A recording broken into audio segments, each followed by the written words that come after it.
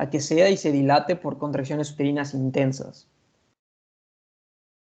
Pasamos a la fase 3 del trabajo de parto, que ya son pues, las 3 etapas que había comentado. La primera de borramiento y dilatación cervical, la segunda de expulsión fetal y la tercera de separación y expulsión de la placenta. Esto más adelante lo voy a profundizar. Y por último, la fase 4, que es el puerperio, que inmediatamente y durante casi una hora después del parto, el miometrio permanece persistentemente contraído. Esto comprime de manera directa los grandes vasos uterinos y permite la trombosis de su luz para evitar la hemorragia. Y en este caso de la hemorragia, esto es típicamente aumentado por agentes uterotónicos endógenos y farmacológicos. Por otro lado, la involución uterina y la reparación cervical son procesos rápidos de remodelación que restauran estos órganos al estado no embarazado. También tenemos que la lactogénesis y el descenso de la leche comienzan en las glándulas mamarias y la ovulación por lo general ocurre de 4 a 6 semanas después del nacimiento. De aquí ya entramos de lleno con lo que son las etapas. En la primera etapa, que es la de borramiento y dilatación cervical, tenemos que esta va a comenzar cuando se logran las contracciones uterinas regulares, de frecuencia, intensidad y duración suficientes para provocar el adelgazamiento cervical, que se denomina borramiento, y va a finalizar cuando el cuello uterino está completamente dilatado, unos 10 centímetros, permitiendo el paso de un feto de tamaño normal a término. En la etapa 2, que es la de expulsión fetal, comienza al completarse la dilatación cervical y finaliza con el parto. Y la etapa 3, que es la de separación y expulsión de la placenta, comienza inmediatamente después del parto y finaliza con la expulsión de la placenta. Ahora bien, vamos a describir un poco mejor la etapa 1. En este caso, en la primera etapa, que es el inicio clínico del parto, pues en algunas mujeres las contracciones uterinas intensas que provocan el parto comienzan repentinamente. A diferencia de las contracciones musculares fisiológicas, las contracciones del músculo liso durante el parto pues, son dolorosas. Y pues el intervalo entre contracciones se estrecha de manera gradual aproximadamente 10 minutos en el inicio de la primera etapa del parto hasta tan solo un minuto o menos en la segunda etapa. Y en la fase activa del trabajo de parto, la duración de cada contracción oscila entre 30 y 90 segundos y promedia un minuto. Y pues la iniciación del parto se anuncia mediante la liberación espontánea de una pequeña cantidad de moco teñido de sangre por la vagina, lo que el libro mencionaba como el show sangriento. En cuanto a distintos segmentos uterinos inferior y superior, durante el trabajo de parto activo, las divisiones anatómicas uterinas que se iniciaron en la fase 2 del parto se vuelven cada vez más evidentes. El segmento superior se contrae y retrae y expulsa el feto, mientras que el segmento inferior ablandado y el cuello uterino se dilatan y forman así un tubo expandido y adelgazado a través del cual pasa el feto. La parte superior de la cavidad uterina se vuelve un poco más pequeña con cada contracción sucesiva debido al acortamiento sucesivo de sus fibras musculares y se engrosa progresivamente, mientras que el segmento superior se retrae solo a la medida en que el segmento inferior se distiende y el cuello uterino se dilata, por lo que en este último el alargamiento sucesivo de las fibras con el trabajo de parto se acompaña de adelgazamiento. Y pues en la imagen de la derecha pues podemos observar el segmento activo, que es el segmento superior, y el segmento pasivo, que es el segmento inferior. Y pues en palabras más sencillas, pues el segmento superior es firme durante las contracciones, mientras que el inferior es más suave y más distendido, por lo que es pasivo. Y pues este mecanismo es imperativo porque si todo el miometrio se contrayera con simultaneidad y con la misma intensidad, la fuerza expulsiva final disminuiría marcadamente. Por eso tiene que haber este contraste entre ambos para que haya la fuerza suficiente para la expulsión. Por otro lado, te voy a interrumpir un sí, segundito. Acá lo sí, importante es el segmento activo, lo que es la parte superior del útero, es lo que más músculo tiene. La parte inferior pues, está compuesta, sí tiene músculo, pero tiene igual un montón de tejido conectivo. Entonces eso también me explica por qué no se contrae igual. Lo otro es que el útero tiene un marcapaso. Entonces la contracción empieza de arriba hacia abajo. Eso es algo que se llama triple gradiente descendente. O sea, comienza arriba, dura más arriba y es más fuerte arriba.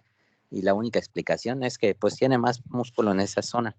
Ahora, lo importante es que la fibra muscular, una vez que se contrae, no retorna a su tamaño original. ¿Ok? Entonces, con cada contracción, la fibra se acorta más y más y más y más y más y más y más. Esto es lo que hace que se tire del segmento inferior hacia arriba y se vaya dilatando y formando un tubo alrededor de la cabeza del bebé. Y también va a hacer que el segmento superior pues se acorte, sea más pequeño y eso le va a restar espacio al bebé y es lo que lo va a empujar hacia afuera. ¿Ok?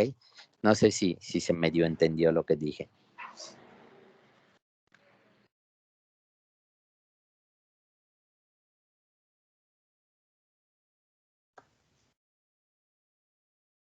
Sí lo entendieron. Sí, doctor. Ese es el proceso por el cual se dan las fuerzas expulsivas, ¿ok? Acortamiento de las fibras, disminución del espacio en lo que es el segmento activo y ensanchamiento del segmento pasivo. Muy bien, síguele. Ok. De ahí tenemos los cambios en la forma uterina. Cada contracción alarga de manera gradual la forma uterina ovoide y de ese modo reduce el diámetro horizontal. Y en este caso el libro mencionaba que hay mayor presión en el eje fetal, lo cual iba a servir para enderezar la columna vertebral del feto. Y con el alargamiento del útero, las fibras musculares longitudinales se tensan. Como resultado, el segmento inferior y el cuello uterino son las únicas partes del útero que son flexibles y estas se tiran hacia arriba y alrededor del polo inferior del feto. Y en cuanto a las fuerzas auxiliares, después de que el cuello uterino se dilata por completo, la presión intraabdominal materna produce la fuerza más importante en la expulsión fetal y la contracción de los músculos abdominales simultáneamente con los esfuerzos respiratorios forzados, con la glotis cerrada, son lo que se conoce como pujar. Ok, cambios cervicales. Como resultado de la fuerza... Sí. Perdón. Lo que describiste pues es prácticamente una maniobra de Valsalva, ¿no? Entonces, esta maniobra de Valsalva nos da aproximadamente hasta el 40% de las fuerzas expulsivas al final del embarazo. Es muy importante que la mujer llegue al final del embarazo relajada, porque si llega muy cansada, pues va a perder una fuerza expulsiva muy alta, ¿no? Entonces, son esos partos que luego ven que no sale el bebé, que les andan dando Cristeller y hacen un show por allá, ¿no? Que les andan haciendo el push, ¿no? Eso se debe al agotamiento de la madre. 40% de las fuerzas expulsivas se deben a la maniobra de Valsalva de la mamá. Adelante. Ok. Cambios cervicales. Como resultado de las fuerzas de contracción ocurren dos cambios fundamentales, el borramiento y la dilatación en el cuello uterino maduro. Para que una cabeza fetal de tamaño promedio pase a través del cuello uterino, su canal debe dilatarse a un diámetro de alrededor de 10 centímetros. Lo que es el borramiento cervical es obliteración o absorción del cuello uterino. Digamos, es una canalización, se forma un canal. Este se va a manifestar de manera clínica por acortamiento del canal cervical desde una longitud de casi 3 centímetros hasta un simple orificio circular con bordes delgados. Y debido a que el segmento inferior y el cuello uterino tienen menos resistencia durante una contracción, se ejerce un tirón centrífugo en el cuello uterino y crea lo que es la dilatación cervical. En la imagen de la izquierda, pues tenemos el contraste en, pues, en el cuello uterino de una mujer multípara y una primigrávida. En este caso, la multípara, pues, como su nombre lo indica, pues múltiples partos y primigrávida, que es la mujer que está pasando por su primera gestación. Y pues acá las diferencias son evidentes. Pues del lado de la mujer multípara vemos cómo el cuello uterino pues ya tiene una discreta dilatación en el orificio interno y externo, mientras que en la primigrávida pues es pues, prácticamente nulo y pues mientras avanza con el borramiento pues se va formando el canal, mientras que en la multípara pues ya está amplio, simplemente como que se dilata un poco más, se va cortando hasta llegar al C, o sea, la imagen C tanto de la multípara y primigrávida, en donde pues es evidente cómo entre una mujer que ya tenía otros partos, pues la dilatación es mucho más notable que en la primigravida, que pues es la primera vez. Y pues el proceso de borramiento y dilatación cervical causa la formación de bolsas de aguas de líquido amniótico. El borramiento provoca la expulsión del tapón mucoso a medida que se acorta el canal cervical. Y pues la primera etapa finaliza cuando se completa la dilatación cervical. Y pues en la imagen podemos ver pues la acción de las fuerzas hidrostáticas de las membranas al efectuar el borramiento y la dilatación cervical. De ahí Ahí terminamos la... voy a ¿Sí? volver a interrumpir. La importancia clínica de la bolsa de las aguas, así se llama, bolsa de las aguas, que es la parte de las membranas que están comprendidas entre la cabeza y el cérvix. La importancia clínica es que tiene un contenido muy, muy, muy alto de prostaglandinas. Y las prostaglandinas son básicas para el desarrollo de las contracciones uterinas. Entonces, por ejemplo, cuando tenemos una paciente que tiene una disdinamia, que las contracciones uterinas no son correctas, lo que hacemos es romper la bolsita, se liberan todas esas prostaglandinas contenidas y eso hace que se regularice la actividad uterina. Entonces, esa es la importancia clínica de la bolsa de las aguas, el contenido rico de prostaglandinas. ¿Sí? Ok, gracias. Ok, ahí ya terminamos con la primera etapa y pasamos a la segunda, que es el descenso fetal. Pues recordemos que la segunda etapa inicia cuando ya se dio la dilatación cervical y finaliza con el parto. En este caso, en varias nulíparas, la orientación y encajamiento de la cabeza se logra antes de que comience el parto. Y el descenso activo, por lo general, tiene lugar después de que la dilatación ha progresado. La velocidad de descenso máxima se mantiene hasta que la parte que se presenta llegue al piso perineal. Y en las nulíparas, la parte que se presenta típicamente desciende lento y constante, mientras que en las multíparas, en particular las de alta paridad, el descenso puede ser rápido. Y pues en el esquema de la derecha podemos observar pues el contraste entre el descenso y la dilatación. Vemos que son contrarios. Es decir, cuando la dilatación cervical ya está en sus puntos más altos, el descenso fetal inicia y pues de esta manera pues vemos cómo se relacionan. Y por otro lado también se dan cambios en el piso pélvico. En este caso, recordemos que el canal del parto está apoyado y funcionalmente cerrado por el piso pélvico. Y igual recordemos que el componente más importante es el músculo elevador del ano. Y durante el embarazo, por lo general, este va a experimentar hipertrofia, formando una banda gruesa que se extiende hacia atrás, creo que desde el pubis y va a rodear la vagina, unos centímetros por encima del plano del himen. Y ya eso sería todo de la segunda etapa y pasaríamos a la tercera etapa, que es la expulsión de En placenta y perdón, membranas. te voy a volver a interrumpir. En Sí, esta etapa es donde están los mecanismos del trabajo parto, perdón, los movimientos cardinales. El músculo elevador del ano es uno de los principales obstáculos que tiene que vencer el, el, la cabeza del feto. Al estar hipertrofiado el músculo y al formar un esfínter alrededor de la vagina, forma una resistencia muy importante. Y este tiene que dilatarse pues, al tamaño de la cabeza fetal, ¿no? Eh, Muchas veces sufre desgarros o lesiones, incluso en mujeres que han tenido un solo parto con peso normal. No necesitamos que un bebé esté grande para que se lesione el músculo elevador del ano. Estas lesiones que se producen ya sea en el primero, segundo, tercer parto o más, es lo que causa después lo que conocemos como distopia genital, que son los descensos de la vejiga, el útero o el recto, el prolapso uterino, el cistocele o el rectocele. ¿Okay? Es el daño que se produce en el piso pélvico por el nacimiento del bebé. Nuevamente, el 30% de las mujeres con un parto de peso normal van a tener cierto grado de lesión en el músculo elevador del ano. Continúa. ok. De ahí pasamos a la tercera etapa, que es la expulsión de placenta y membranas.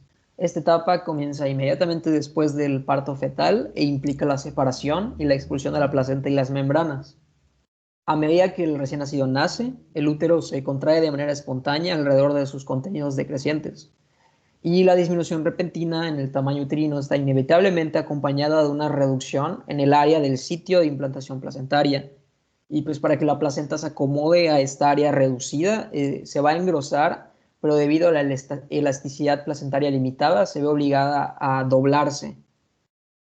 En este caso, a medida que avanza el desprendimiento, se va a formar un hematoma entre la placenta en separación y la decidua adyacente, que permanece pues, unida al miometrio. Y el gran descenso en el área superficial de la cavidad uterina expulsa simultáneamente las membranas fetales, que es el amionocorion, y la decidua parietal, entre innumerables pliegues. Y pues después de que la placenta se ha desprendido, puede ser expulsada por el aumento de la presión abdominal. Y pues acá vamos a tener dos mecanismos de expulsión placentaria. Primero tenemos el mecanismo de Schulze, que básicamente pues, la sangre del sitio placentario se va a vertir en el saco de la membrana y pues no se va a escapar externamente hasta después de la extrusión de la placenta, contrario al mecanismo de Duncan, que la placenta se separa primero en la periferia y la sangre se va a ir acumulando entre las membranas y la pared uterina y luego se va a escapar por la vagina. Y pues en esta situación la placenta desciende de lado y su superficie materna va a aparecer primero. Y serían los dos mecanismos de la extrusión placentaria.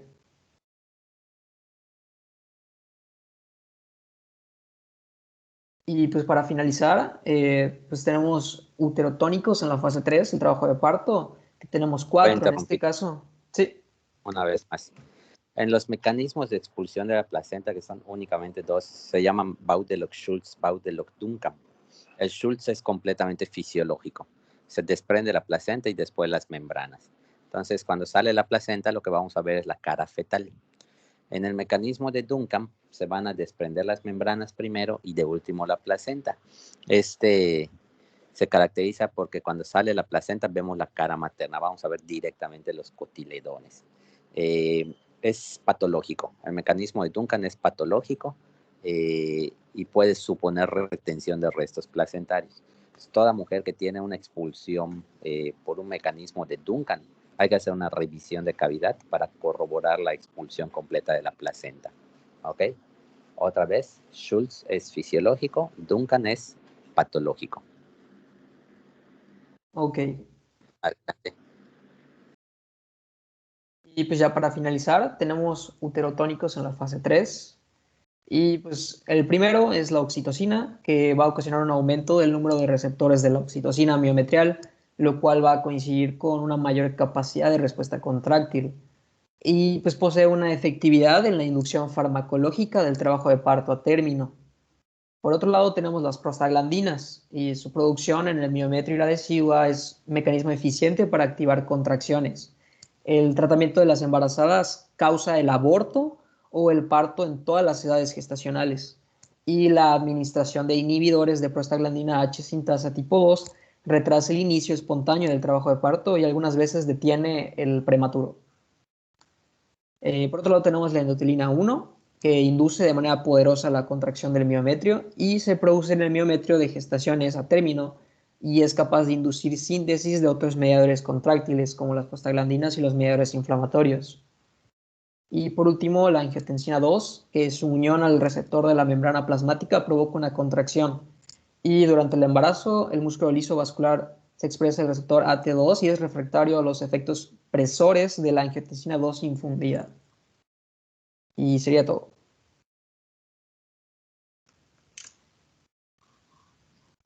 ¿Preguntas?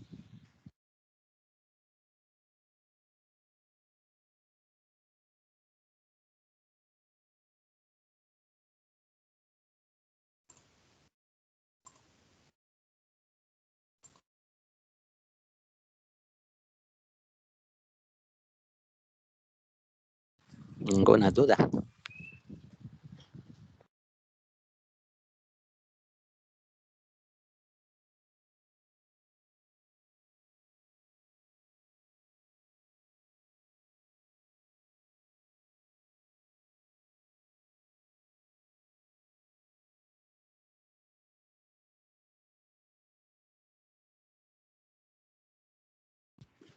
Ok, la verdad es que estuvo bastante bien explicado. Esto es básico y fundamental para el obstetra. El obstetra que no sabe esto, pues está perdido, ¿no? Ese es el pan de cada día. Conocer el funcionamiento, cómo se dan los procesos y los mecanismos, los movimientos cardinales es básico porque eso permite vigilar adecuadamente el trabajo de parto. Cada etapa tiene su duración que se considera normal y cuando se sale de esta, pues hablamos de que hay trastornos patológicos, ¿no? Las causas por las cuales se puede alterar cada una de estas etapas es diferente y es importante conocerlas. Eso lo van a ver más adelante ustedes en quinto año. Van a ver un tema que se llama distocias del trabajo de parto, que explican por qué mecanismos se pueden alterar todos estos procesos que su compañero acaba de describir. Pero tener esto básico es súper, súper importante para poder entender más adelante los problemas del embarazo. Ahorita estamos enfocados en las cuestiones naturales, fisiológicas y normales, para que mañana, cuando estén en cuarto año, quinto año, pues empiecen a ver las cuestiones patológicas. Si tienen alguna duda, niños, pues pregunten de una vez.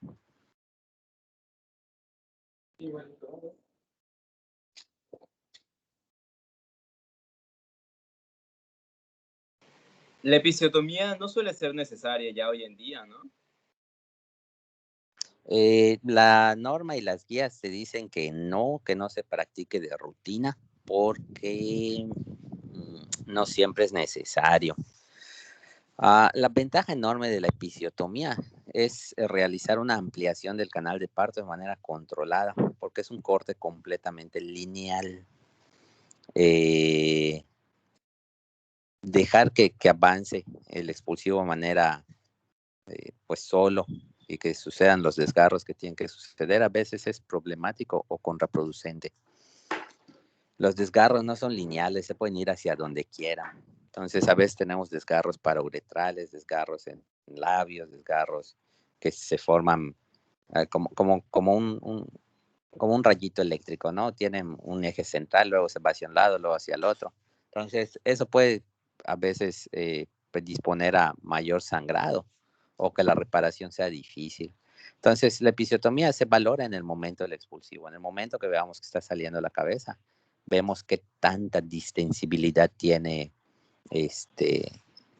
la vagina, el introito, y en base a eso se toma la decisión de si se hace o no. Otra vez, las normas y las guías dicen que de rutina no se debe hacer. ¿La hacemos? Claro que sí la hacemos, dependiendo de cómo veamos la salida de la cabeza.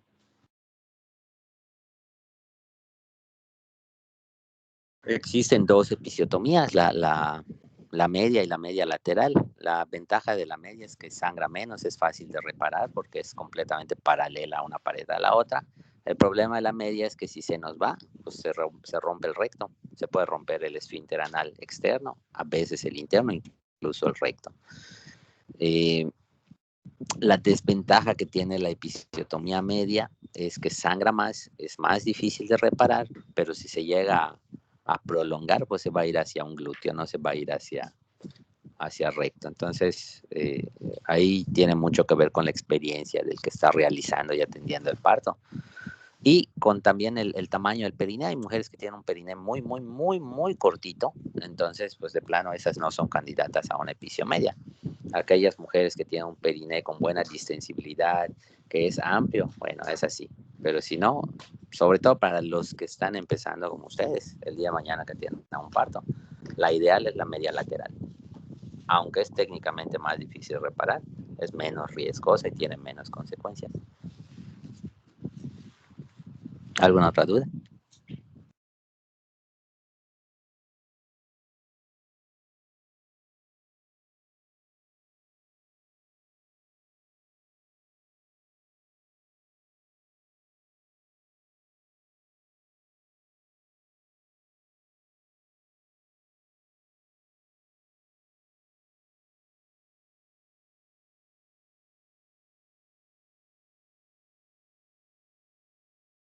¿Ninguna?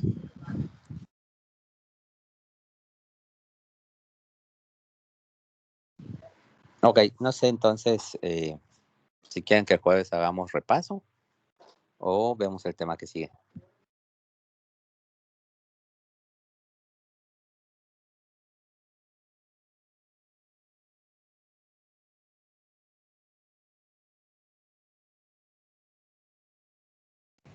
¿El repaso sería ahorita o la próxima clase?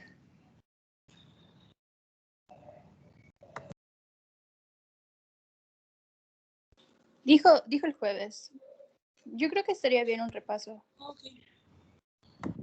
Sí, nada más necesito que les manden las clases a sus jefes de grupo para que me las reenvíen y yo les saque el resumen.